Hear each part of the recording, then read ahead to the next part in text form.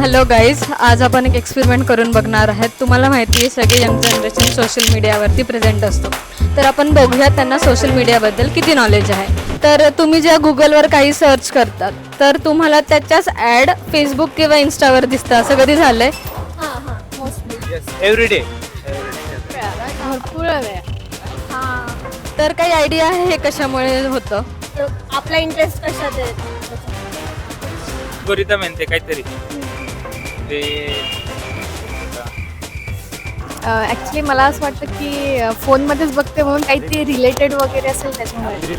Algorithm हां आपला data त्यांच्याकडे सेव्ह असतो की आपल्याला काय सर्च करायचं आहे, आपण कोणती वस्तू शोधतोय, मग त्याच्या रिलेटेड ॲड्स आपल्याला दुसऱ्या ॲप्सवर येतात. हां करेक्ट.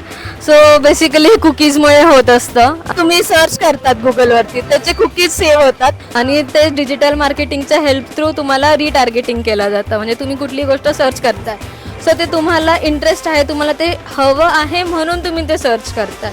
मग तुम्ही ते परचेस करायला पाहिजे ही समोरच्या पर्सनची, बिझनेस पर्सनची इच्छा असते. सो ते रिटार्गेटिंग थ्रू तुम्हाला ॲड दाखवली जाते.